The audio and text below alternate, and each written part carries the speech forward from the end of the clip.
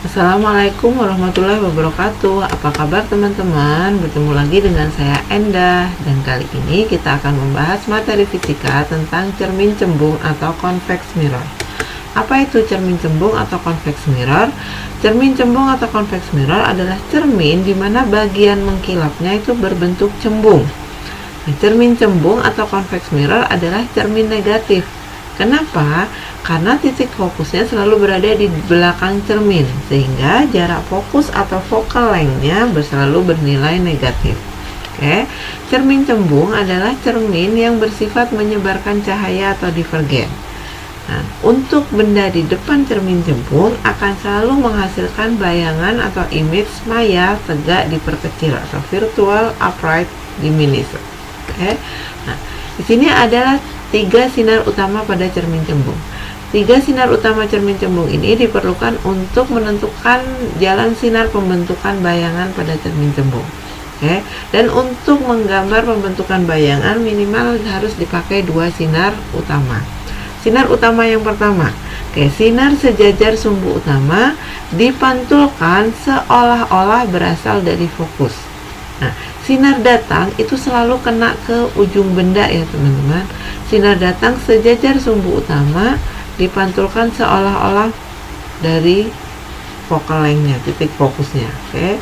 Sinar yang kedua, sinar datang menuju cermin, kena benda menuju cermin seolah-olah menuju ke focal length-nya atau titik fokusnya.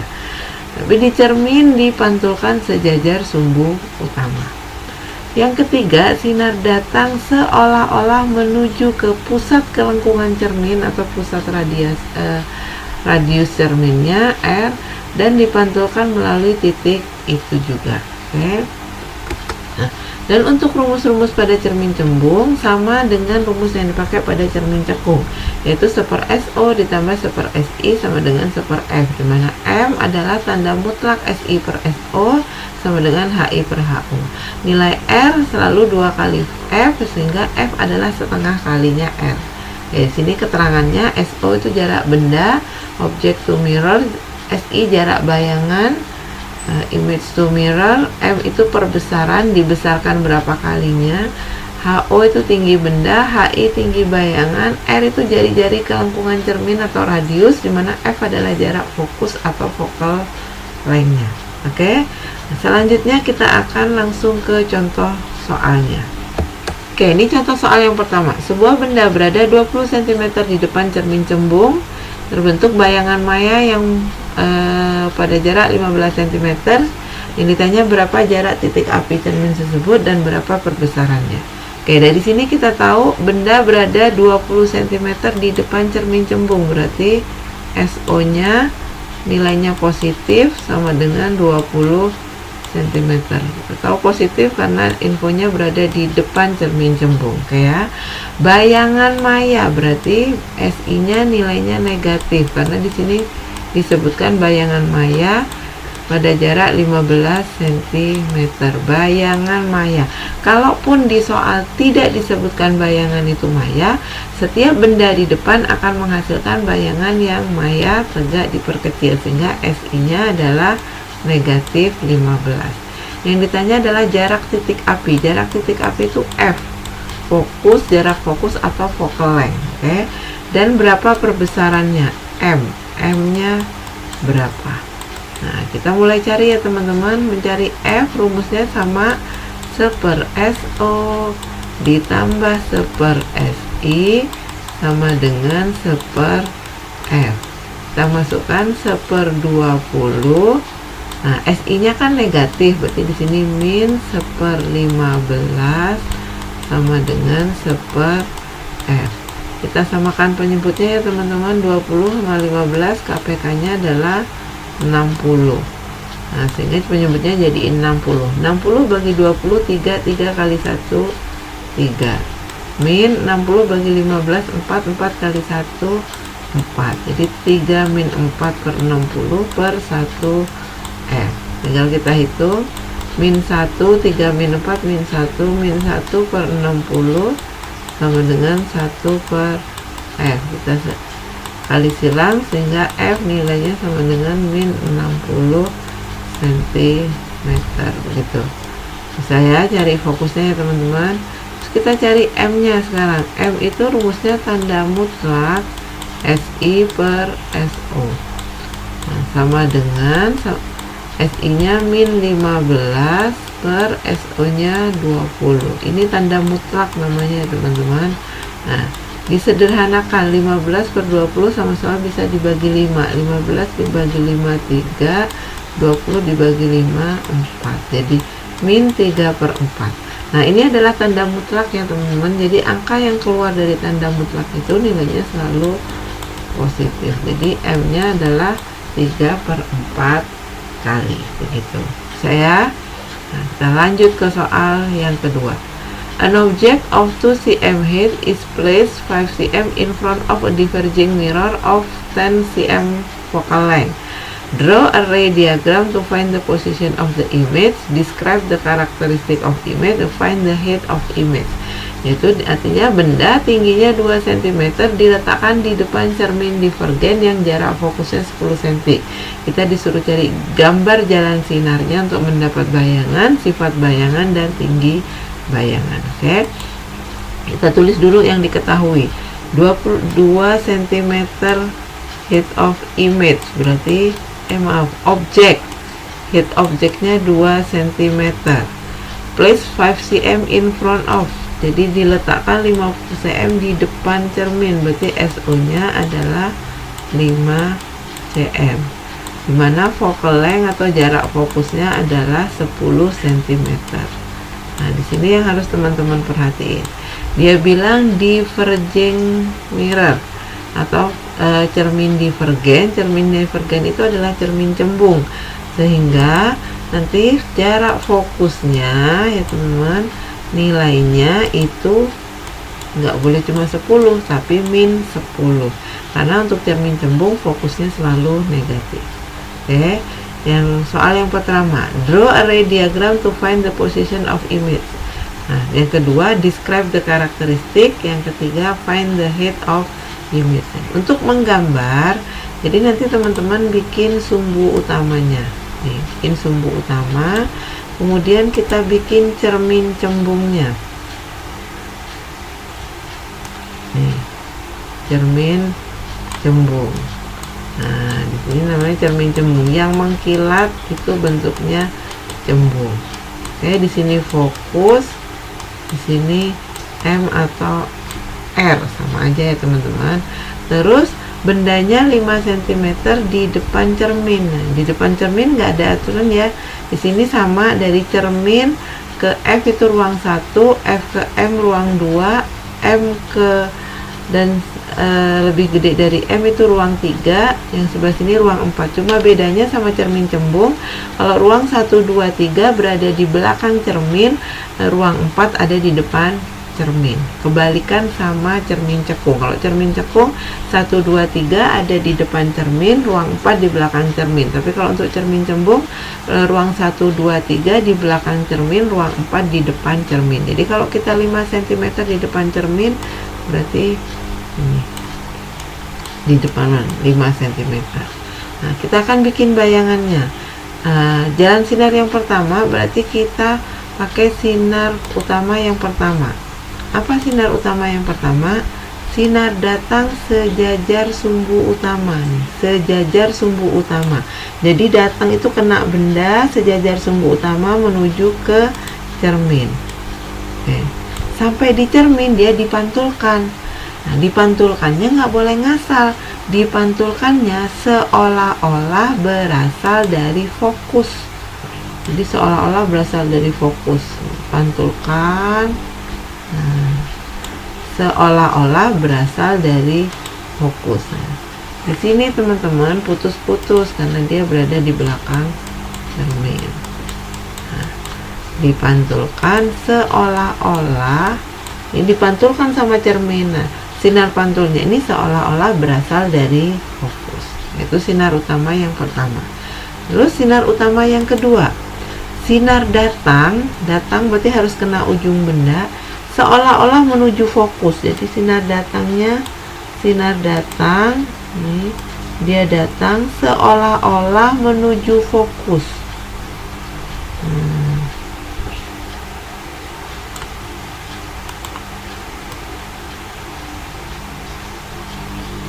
Nah, jadi sinar datangnya itu seolah-olah menuju fokus. Nah, ini sinar datangnya. Nah, sampai di cermin sini kan, cerminnya di sini dipantulkan sejajar sumbu utama. Jadi dipantulkannya ke sana sejajar sumbu utama. Jadi dia datangnya seolah-olah menuju fokus, dipantulkan sejajar sumbu utama. Dan ingat, sinar datang selalu kena ujung benda. Oke teman-teman. Nah, sekarang nih, ini sinar pantul yang pertama. Sinar pantul yang kedua, arahnya kalau kita panjangin dia akan makin jauh, nggak ketemu di satu titik. Karena nggak ketemu di satu titik, maka sinar pantulnya dipanjangkan ke belakang. Ini diperpanjang ke belakang sudah, yang ini belum diperpanjang ke belakang. Kita perpanjang ke belakang. Ketemulah perpotongan sinar pantulnya di sini, sehingga didapat bayangan di sini.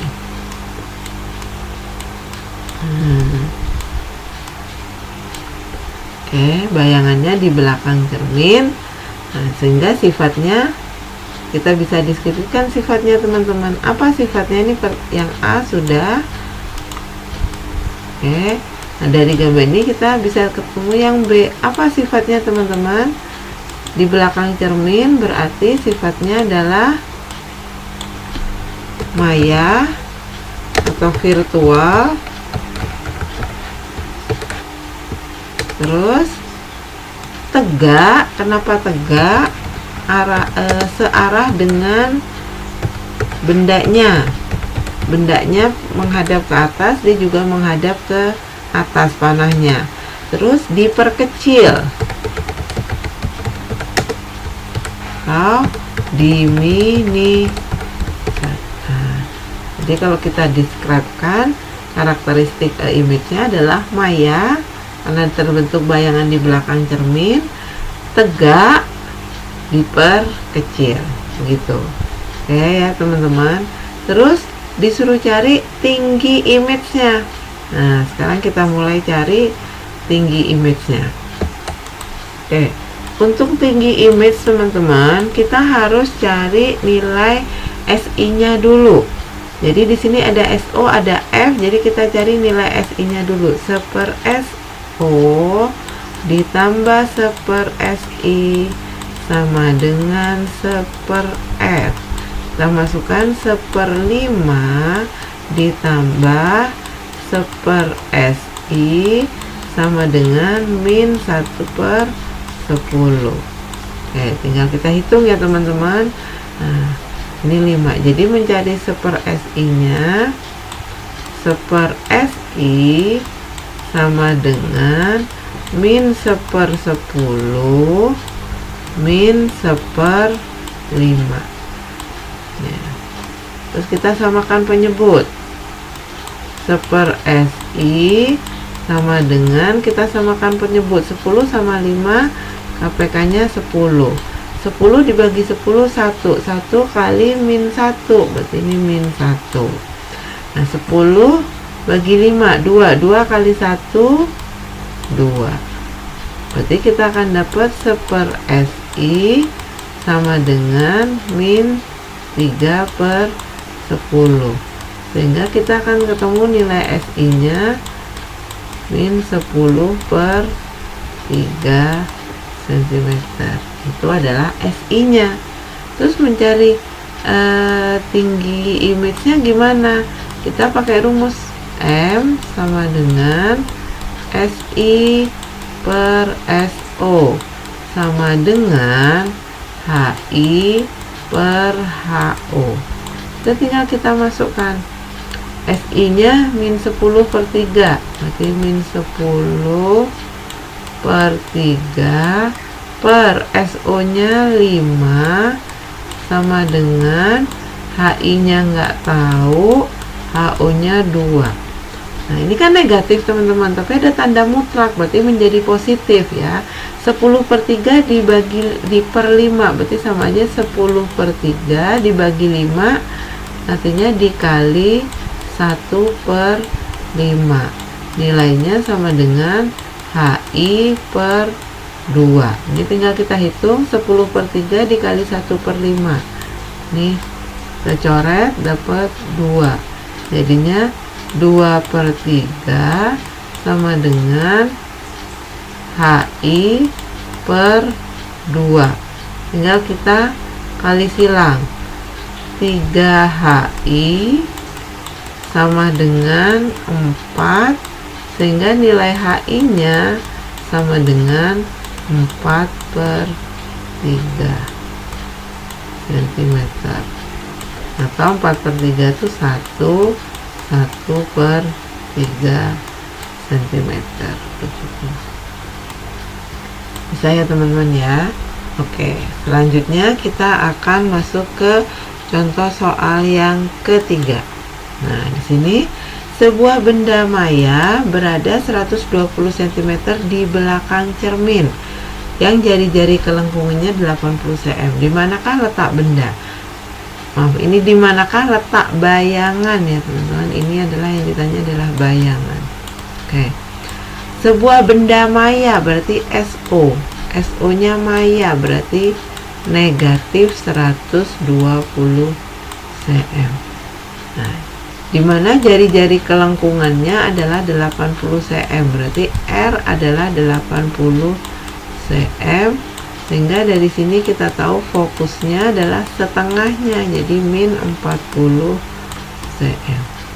Nah, ini tanda negatifnya ya teman-teman. Kalau untuk cermin cembung, R sama F nya selalu negatif. SO di benda maya, makanya SO nya minus. Disuruh cari mana letak bayangan, tinggal kita hitung pakai rumus 1/SO ditambah 1/SI sama dengan 1/F. Tinggal kita masukkan 1/min 120 ditambah 1/SI sama dengan 1/min 40. Nah, kalau untuk ada tanda min kayak gini teman-teman, minnya bisa dipindah ke atas. Jadi min 1/120 plus 1/SI sama dengan min 1/40. Tinggal kita hitung ya teman-teman. Pindah ruas, jadi 1/SI sama dengan min 1/40 ditambah, ini kan min, kalau pindah ke kanan jadi plus 1/120. Tinggal kita hitung SI. Nah, kita samakan penyebut 40 sama 120 jadi 120. 120 bagi 40 3 kali min 1 jadi min 3 plus 120 bagi 120 1 kali 1 1. Sehingga bisa kita hitung jadi 1/SI sama dengan min 3 tambah 1 min 2 per 120 kali silang min 2SI sama dengan 120, sehingga SI nya sama dengan 120 dibagi min 2, dapat SI nya sama dengan 60 cm. SI min 60 cm menyatakan bahwa letak bayangannya 60 cm di belakang cermin. Oke. Kita lanjut ke soal nomor 4. Sebuah benda diletakkan 30 cm di depan cermin cembung sehingga terbentuk bayangan yang besarnya sepertiga kali besar benda. Berapakah jari-jari kelengkungan cermin atau radiusnya? Nah, di sini ada 30 cm benda, berarti SO. Diletakkan di depan cermin cembung, berarti SO-nya positif, sehingga terbentuk bayangan yang besarnya M sama dengan sepertiga kalinya. Yang ditanya adalah R-nya berapa. Nah, di sini harus teman-teman ingat, untuk cermin cembung setiap SO benda di depan, bendanya positif, akan selalu menghasilkan bayangan yang maya tegak diperkecil, sehingga FI-nya nilainya selalu negatif. Nah, dari sini karena M yang diketahui nilainya, kita bekerja dari M. M itu rumusnya tanda mutlak SI per SO. Itu kalau untuk mencari M. Tapi kalau untuk M diketahui, nah kita harus tahu nih, di sini SO-nya positif, SI-nya negatif, sehingga kita tulis min SI karena nilainya negatif kan, SO-nya tetap positif SO. Tinggal kita masukkan M-nya sepertiga sama dengan min SI per SO-nya 30. Tinggal kita kali silang, min 3 SI sama dengan 30, sehingga didapat SI-nya sama dengan 30 dibagi min 3 sama dengan min 10 cm. Karena tanya jari-jari kelengkungan, kita tinggal masukkan ke rumus 1 SO plus 1 SI sama dengan 1 F. Kita masukkan 1 per SO nya 30 min SI nya min 10, berarti ini tanda plus jadi min sama dengan 1 F. Kita samakan penyebutnya, 30 sama 10, KPK nya 30 bagi 31, 1 kali 1 1, min 30 bagi 10 3 kali 1 3. Jadi min 1 per 3 per 30 itu sama dengan 1 per F. Tinggal kita kurang 1 min 3 min 2. Jadi min 2 per 30 sama dengan 1 per F. Sehingga kalau kita kali silang, min 2F sama dengan 30. Berarti mencari F-nya 30 dibagi min 2 sama dengan min 15. Itu baru fokusnya.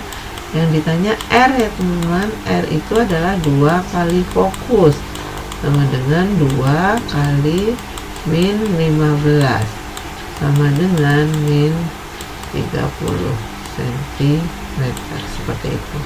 Oke ya. Nah, kita lanjut ke contoh soal yang terakhir, yang nomor 5. Berapa jauh benda harus diletakkan di depan cermin dengan radius 60 sehingga terbentuk bayangan yang tingginya setengah kali tinggi benda. Di sini dia minta SO-nya berada di depan cermin. Berarti SO-nya positif, tapi belum tahu nilainya. Nah, terus radiusnya 60 cm. Kalau radiusnya 60 cm berarti fokusnya setengahnya ya teman-teman, 30 cm. Dan di sini cermin cembung sehingga R-nya negatif, F-nya pun juga negatif. Oke. Sehingga terbentuk bayangan setengah kali tinggi benda. Terbentuk tinggi setengah kali tinggi benda. Berarti setengah ini sama aja dengan M-nya. Nah, di sini yang tadi harus ingat teman-teman, kalau SO-nya itu di depan cermin, untuk cermin cembung selalu akan menghasilkan bayangan maya tegak diperkecil, sehingga untuk benda di depan cermin SO-nya positif akan menghasilkan SI nilainya negatif. Oke.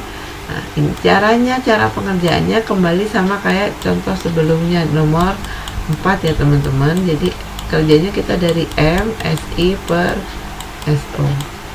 Nah, M-nya setengah. Nah, di sini SI ya teman-teman, rumusnya SI per SO, ada tanda mutlak. Oke. Nah, di sini SI-nya selalu nilainya negatif. Makanya di sini dimasukin SI-nya negatif, SO-nya positif.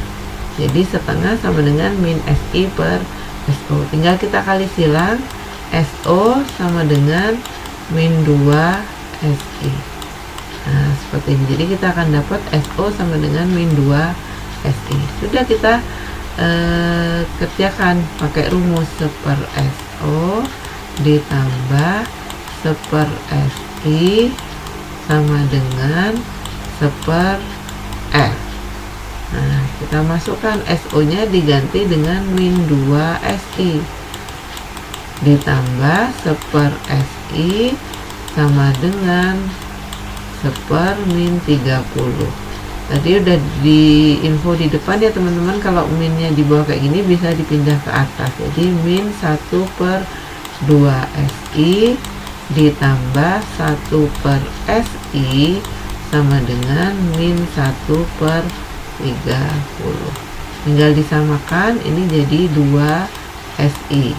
2SI bagi 2SI 1 kali min 1 min 1 plus 2SI dibagi SI 2 kali 1 2 sama dengan min 1/30. Tinggal kita hitung, min 1 tambah 2 1, berarti 1/2SI sama dengan min 1/30. Nah, teman-teman bisa kali silang, min 2SI kali min 1, 2SI kali min 1 berarti jadinya min 2SI sama dengan 30. Nah, ini minusnya kalau udah ditaruh di atas, bawah nggak minus ya teman-teman. Jadi 2SI kali min 1 min 2SI 1 kali 30 sehingga kita dapat nilai SI nya sama dengan 30 dibagi min 2 sama dengan min 15. Itu SI nya. Tapi yang ditanya berapa jauh benda harus diletakkan, berarti SO. SO nya berapa? Ini SO sama dengan min 2 SI di sini ya teman-teman. SO sama dengan min 2 SI, sehingga min 2 dikali SI nya min 15. Min 2 dikali min 15 sama dengan 30 cm, sehingga kita dapat nilai SO nya 30 cm. Jadi benda harus diletakkan 30 cm di depan cermin cembung, begitu saya teman-teman ya. Oke teman-teman, cukup saya sampai di sini penjelasan Wenda tentang cermin cembung. Semoga teman-teman bisa memahami dan mengerti ya. Terima kasih atas perhatiannya. Assalamualaikum warahmatullahi wabarakatuh.